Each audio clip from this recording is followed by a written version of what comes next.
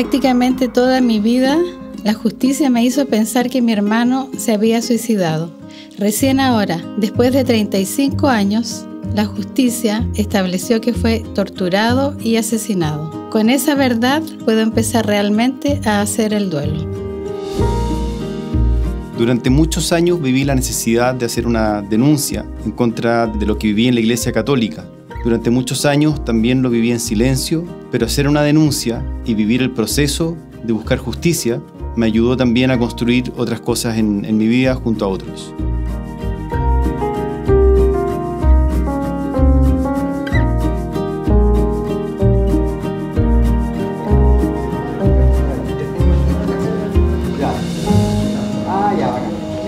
Allá está más físico, pero acá, mira, no está aquí en medio, aquí no hay tramo. En la vuelta de acá.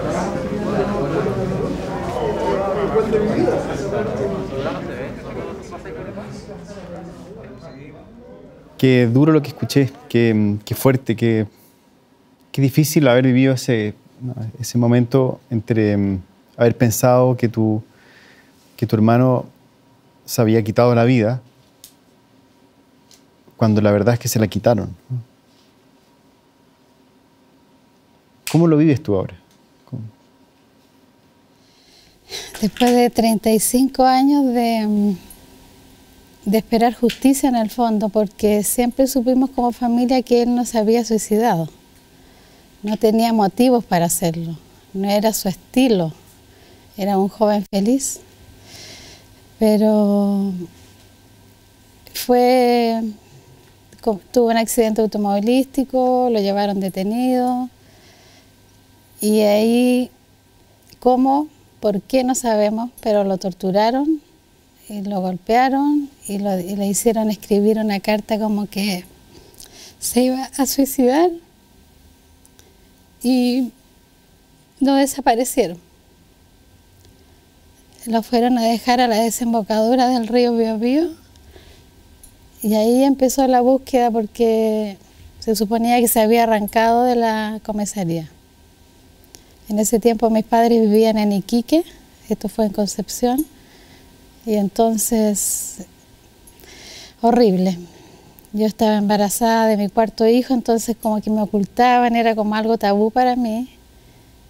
De a poco se fue sabiendo hasta que, bueno, mi padre contrató un abogado que lo amenazaron de muerte, tuvo que dejar el caso. Y de ahí el Colegio de Abogados de Concepción lo tomó. Bueno, él, con todas las investigaciones que se hicieron, se estableció que no se suicidó primero y que lo mataron con un golpe, le pegaron en el hígado, se lo reventaron y murió por anemia aguda. Y fue como una película de terror porque lo fueron a dejar con el objetivo de que se lo llevara el agua, el mar, a la orilla de la desembocadura. Y al día siguiente lo encontró un pescador. O sea, yo agradezco que lo hayan encontrado, porque si en realidad se hubiera concretado lo que ellos creían o deseaban que se lo llevara el mar, en este minuto sería un desaparecido más. Cuando tú escuchas la palabra justicia, ¿qué resuena en tu vida, en tu corazón, en tu historia? Mira, para mí, a diferencia de muchas personas, la justicia existe. Primero que todo, la justicia divina. O sea, yo soy una mujer creyente y no tengo ninguna duda de que todo lo que hacemos aquí lo pagamos en algún minuto. Y lo que hacemos y lo que dejamos de hacer, porque a veces pensamos que los pecados son solo de comisión y tenemos también de omisión. Y eso no tenía claro, pero es que como mi papá se suicidó antes de terminar porque se suicidaron mi papá y mi mamá. Él dejó como inconcluso y dejó en un libro todos los recortes de la prensa de ese tiempo. Y entonces yo de repente lo abría, lo cerraba, hasta que un día dije, aquí está. O sea, sentí como que mi papá me decía, hija, haz lo que yo no pude. Literal, así. Y empecé a investigar, empecé a aprender leyes, a tocar puertas. Como era en Concepción, tuve que viajar a Concepción. Y logré que otro ministro en visita tomara el caso. Y era como luchar contra un elefante blanco, en verdad, porque yo no tenía abogado y tampoco le quería dar una connotación política. Por lo tanto, con la ayuda de Dios, sola y con mi familia, logré que se reabriera. Esto ocurrió hace 35 años y mi lucha personal hace 12. José, yo he seguido el caso de ustedes desde un comienzo y la verdad es que también encuentro que fue algo terrible, algo que no era un misterio en verdad, pero saberlo así, como revivirlo, como que saliera ya en los medios y todo, para mí igual fue muy impactante. Y encuentro que usted ha luchado harto. ¿Cómo lo viviste tú también? ¿Cómo lo vivieron ustedes? Bueno, yo creo que lo fundamental es haber sentido en algún momento la traición, ¿no? La traición, y más que el abuso sexual, es el control que uno siente, ¿no?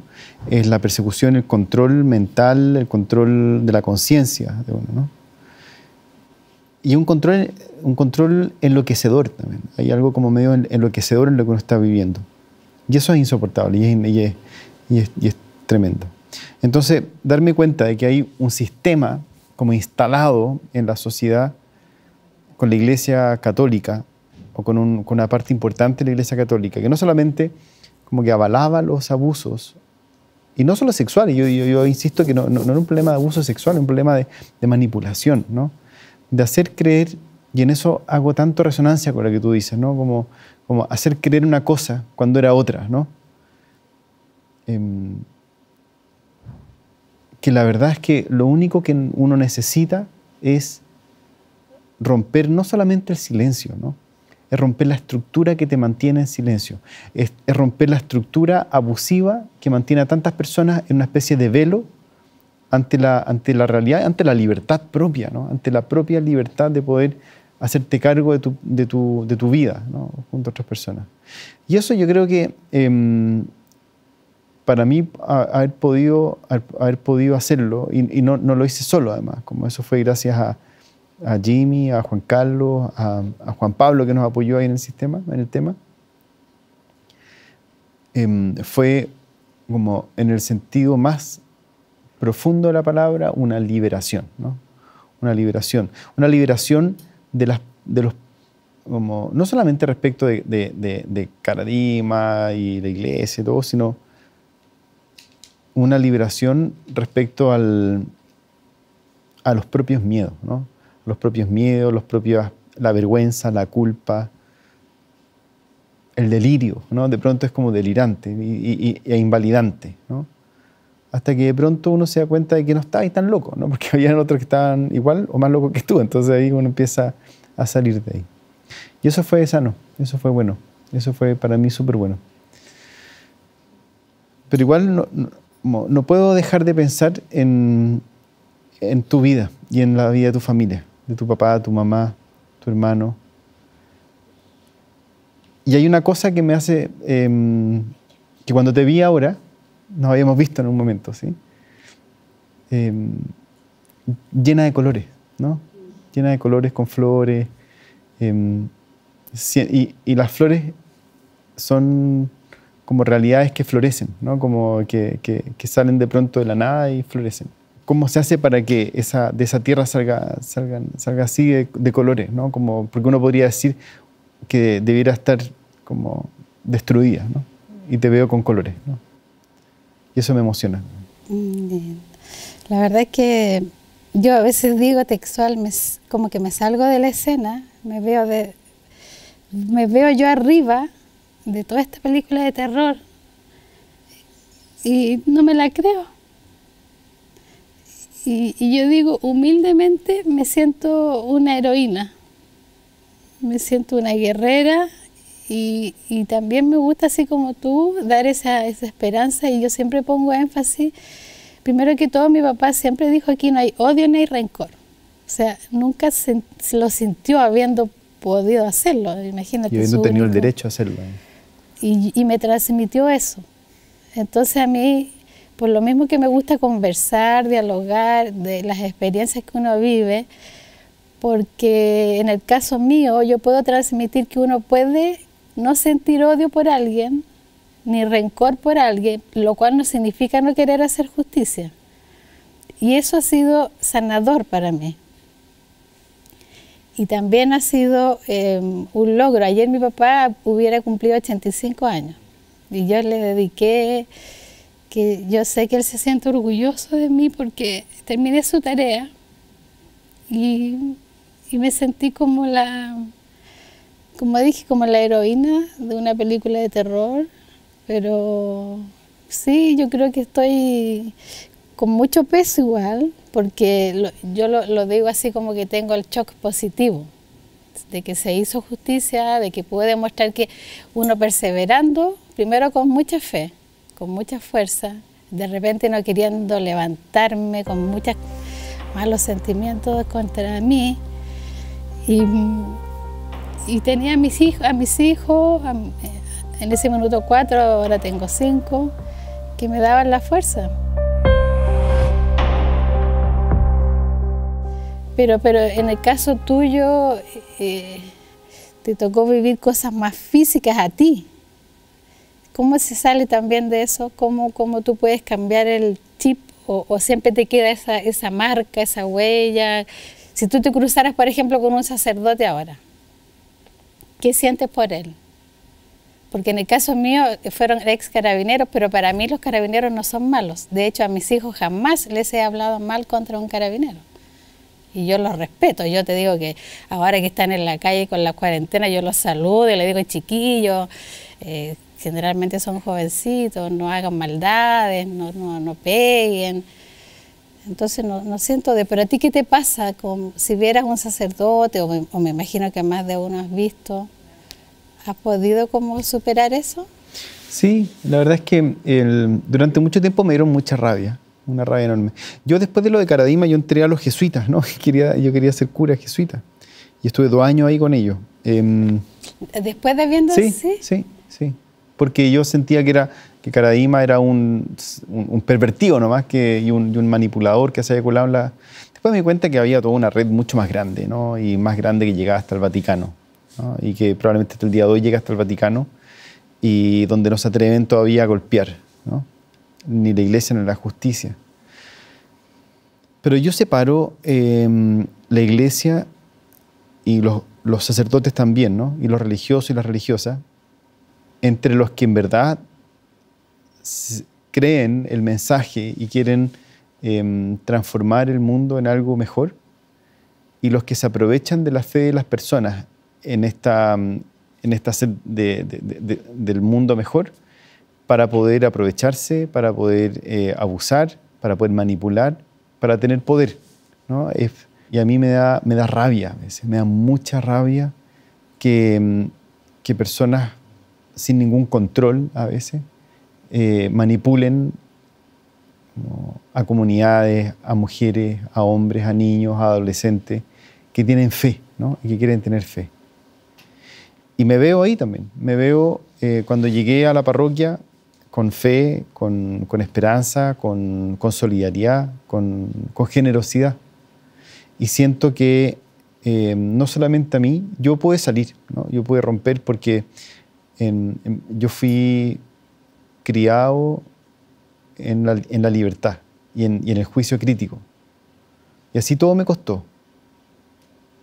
Pero si no hubiese sido por eso, probablemente habría entrado en una espiral de autodestrucción y destrucción de otro muy profunda, ¿no? Y creo que hay muchos y muchas que viven eso, viven en un clima de perversión sin saber cómo entraron y sin poder salir, ¿no? Y eso me desespera y me da rabia y me dan ganas de golpear estructuras para que puedan liberarse, sabiendo que es muy difícil, ¿no? Porque hay un cambio paradigmático, ¿no? Me da rabia en este momento, me da un poco de rabia, me da un poco de pena, me da... pero también me da fuerza, ¿no? Me da fuerza para ojalá hacer realidad lo que nosotros decimos en la Fundación, o sea, que luchamos por un mundo sin abuso, ¿no? No luchamos por la venganza, no luchamos por el enjuiciamiento solamente, luchamos por un mundo sin abuso, porque creo creo que los niños, las niñas, los adolescentes y todas las personas merecen vivir en un clima donde, especialmente por su fe y por su anhelo profundo, no sean víctimas, ¿no? No sean abusados. Aquí como que coincidimos en algo, porque los sacerdotes están como para proteger, para enseñar principios, valores, y los carabineros están para protegernos también. De hecho, en el himno de ellos, orden y patria, y entonces hay como una coincidencia, porque en el fondo mi hermano igual fue abusado. Absolutamente abusado. Sí, el abuso es que tomen a una persona que no puede defenderse porque hay una fuerza muy grande y se aprovechen de esa asimetría de poder y hagan lo que quieran con ella. Es lo que hicieron.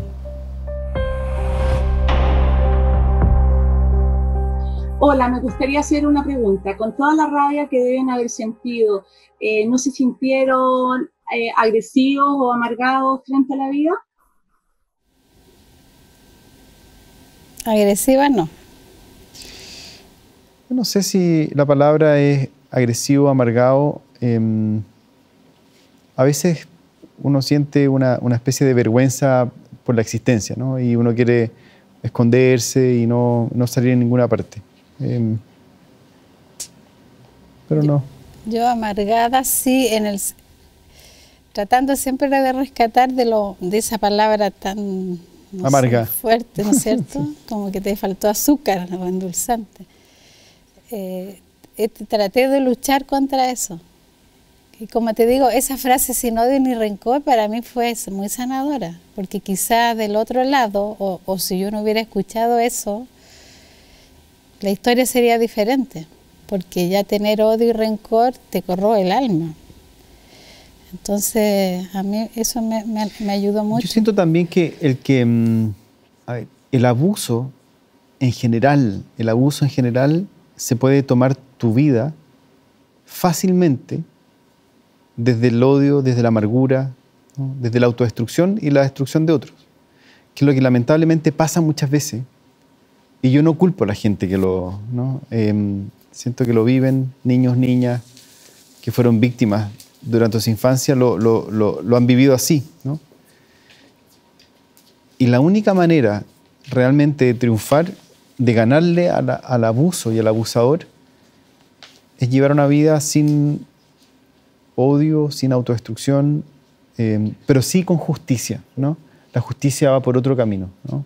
Y parte de la justicia es transformar como la rabia, no en perdón, pero en justicia, ¿no?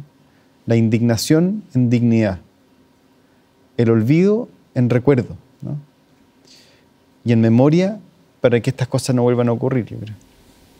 Y también en tu caso y en el mío es compartir, ¿cierto?, a las personas que se puede salir, ¿cierto? Que aunque cueste, en el caso tuyo fue de niño, ¿verdad? No, yo era adolescente. Adolescente. Aunque cueste salir, se puede y perseverar, porque tú con tus amigos igual lucharon muchos años y lograron. Yo creo que a lo mejor más de alguien le decía a ustedes, olvídense, ¿o no? Así como no van a poder llegar a esa cima. Uno mismo se lo dice a veces, ¿no? Olvídate, sigue para adelante. Y muchas veces, especialmente durante el primer tiempo, cuando se hizo público, dije, pucha, ¿para qué lo hablé, no? Me habría quedado mejor en silencio. ¿Y qué te pasó a ti cuando ocurrieron los hechos, cuando tú adolescente, tu familia supo, se enteró, les contaste? Porque ese también es como otro tema. ¿Cómo pasó en tu caso? ¿Tú contaste? ¿Vieron algo raro en ti? ¿Demostraste algo? Siempre hablo más del silenciamiento que el silencio, ¿eh? Yo creo que todas las personas que han pasado por estas experiencias, ¿no? Viven mucho tiempo, muchos años de silenciamiento, ¿no? Más que de silencio.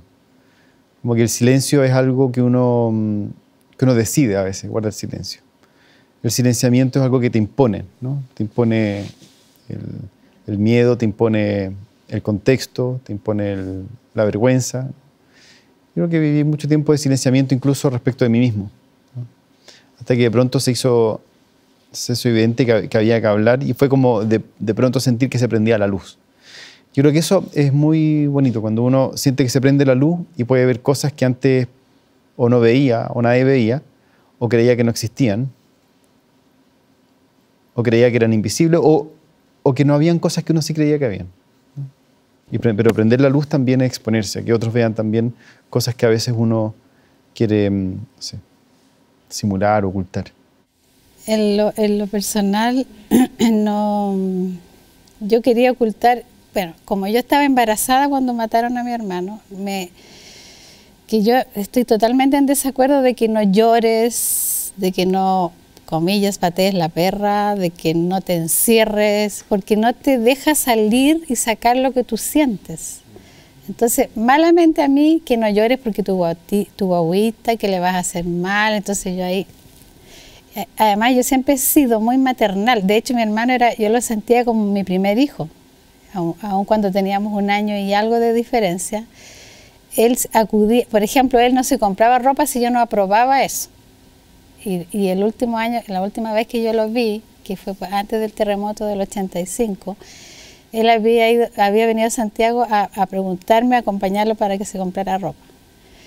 Entonces, eso fue lo primero que como que me prohibieron de yo desahogar. Después, cuando ocurrió lo de mi padre, que era como mi ídolo, era por mi mamá y mi hermana.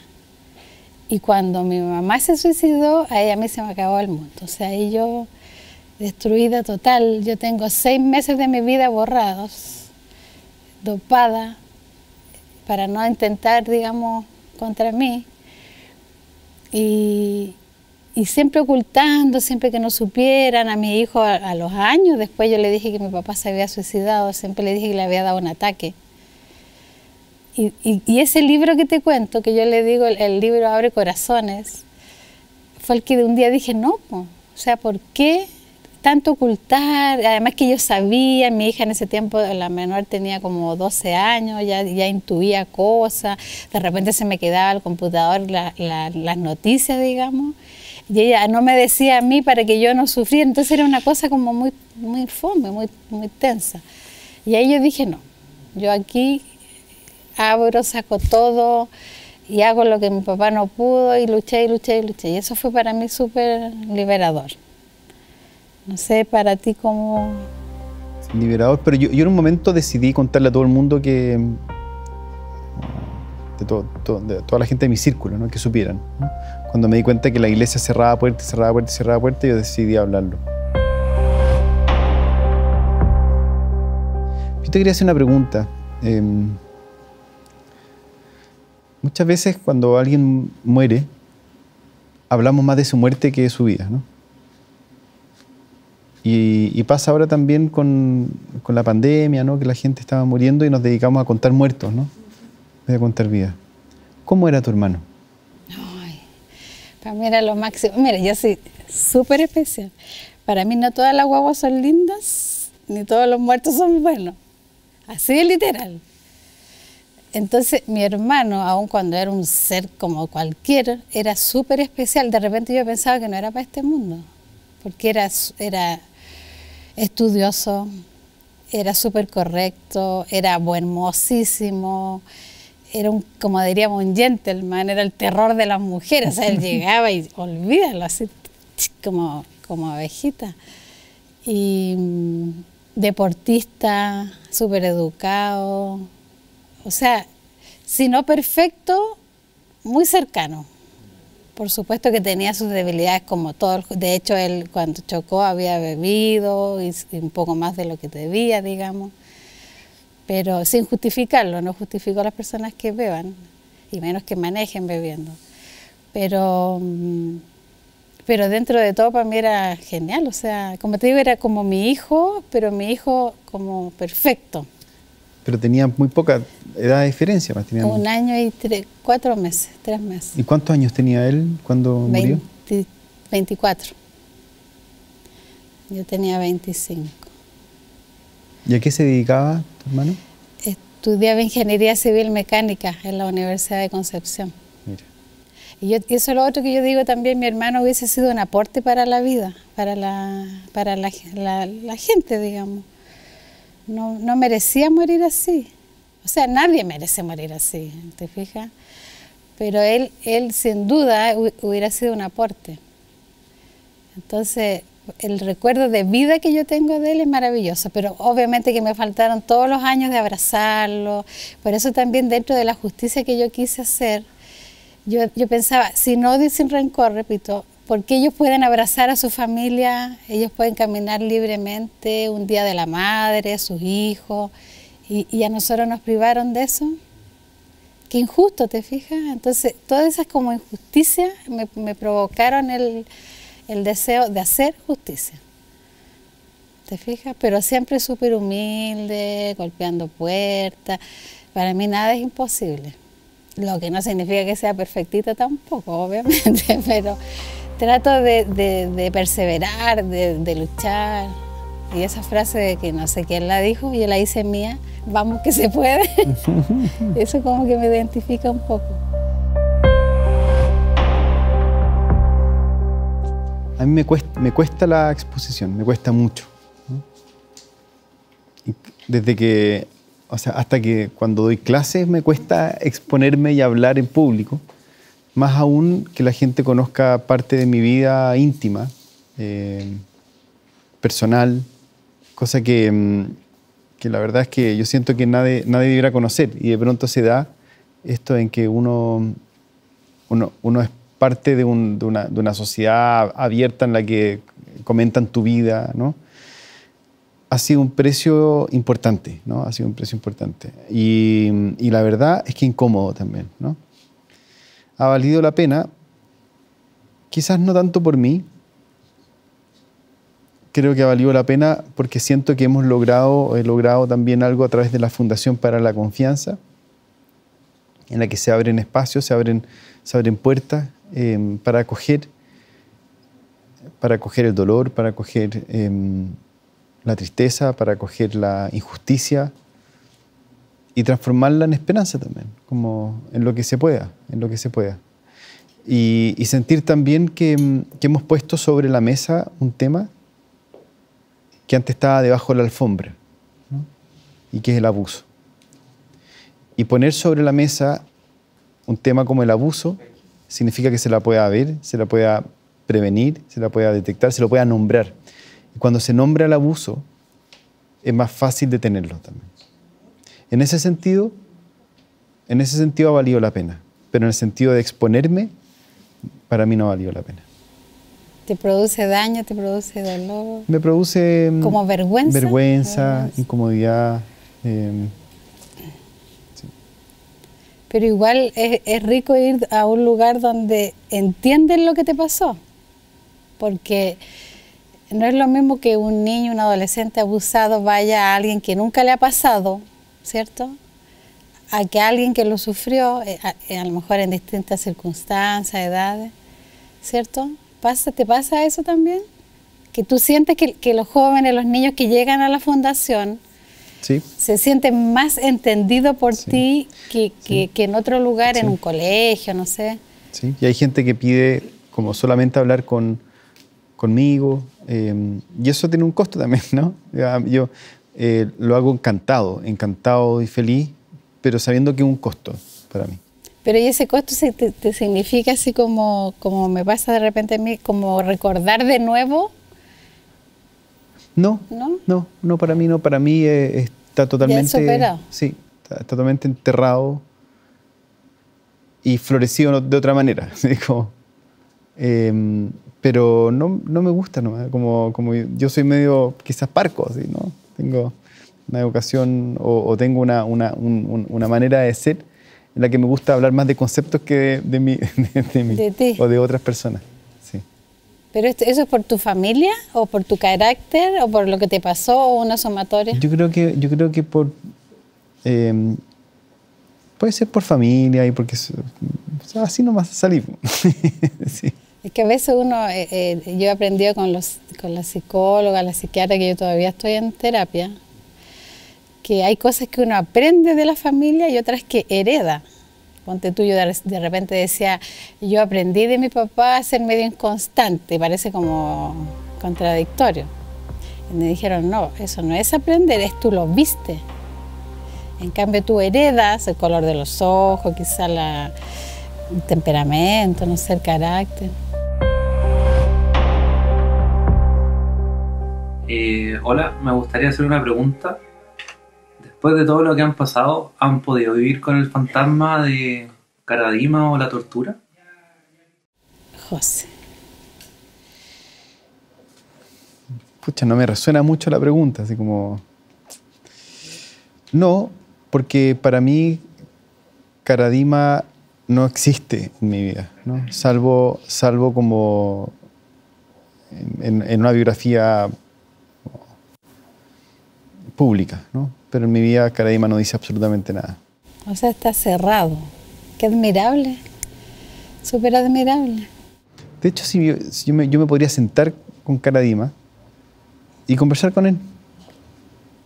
¿Sabes tú que la reconstitución de escena del asesinato de mi hermano, yo conversé con uno de ellos, así, frente a frente. Y ahí también me salía de la escena, porque el abogado cuando me vio que yo iba a caminar hacia él, o sea, no entendía nada. Mi hermana me decía que le decía que iba a ser tu hermana.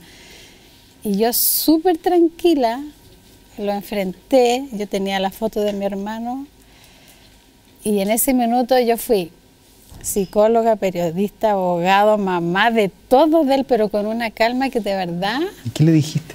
Le pregunté cosas, ponte tú, le dije, primero le dije, ¿sabes quién soy? Y me dijo, sí, claro, además estaba la foto. A todo esto, el general Mendoza, que era el general de esa época, el caso de mi hermano lo calificó como un error de Carabineros. Entonces yo lo primero que le dije, tú me imagino que tendrás claro que por un error destruyeron a mi familia. Me dijo que sí, que él sabía. De lo que me acuerdo, que yo le dije, también considerás conmigo que mi hermano no se suicidó. Además fue torturado porque tenía marcas en sus muñecas. Eso como que según él no sabía tanto. Yo dije, qué raro, o sea, ¿cómo tú nunca más te enteraste de lo que pasó con el caso de mi hermano? Que a él le habían sugerido irse a otro lugar y como sacarse el chip, ponte tú, y olvidar todo.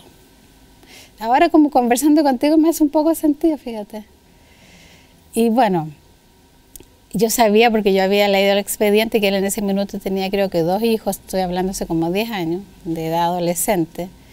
Le pregunté cuándo habían sabido sus hijos, y me dijo que la noche anterior. Y yo le pregunté, ¿y qué hiciste? Después yo decía como la pachorra mía, para decir. Me dijo, me fui a una pieza a llorar. Y yo le dije, malo está, pues debiste haberlo enfrentado. Y después yo decía, ¿cómo le pregunté? Entonces ahí me empezaron a coincidir cosas, porque como te digo, a mí no me dejaron saber mucho por mi embarazo. Y después cuando mis papás ni mi hermana tocamos más el tema, o sea, quedó como tema tabú. Entonces yo me interiorizaba por el libro, por lo que yo averiguaba de lo que realmente sucedió. Le pregunté si es que él supiera quiénes habían matado a mi hermano, me lo diría. Y me dijo que no. O sea, perdón, me dijo que sí. Y súper emocionado, me llamó la atención. Se quebró en algunos minutos. Pero yo muy tranquila, porque yo podría haberlo golpeado, ponte tú. No sé, cualquier cosa, pero volviendo a lo que te he dicho todo el rato, sin odio, sin rencor, pude como... Entonces coincidimos en lo mismo, o sea, es como que superamos esa parte. Es bonito, ¿no? Es emocionante. Bueno, yo te quiero agradecer, porque lo que veo en lo que he escuchado, lo que siento y lo que me resuena en mí en lo que he escuchado, es una humanidad impresionante, ¿no? Como cuando la humanidad, así como sabiendo que no todos las personas son tan humanas, ¿no? Y tu humanidad contagia, ¿no? Contagia humanidad. Yo te quiero agradecer. Gracias. Yo también te quiero agradecer, porque el tema del abuso para mí es muy, muy terrible, que sigue ocurriendo, como dices tú, en todos los ámbitos. Y el haber sido valientes ustedes, tú, en perseverar, en llegar al final, también para mí es un ejemplo. Y te lo digo de verdad. Y me darían ganas de abrazarte. Muchas gracias. Así que gracias.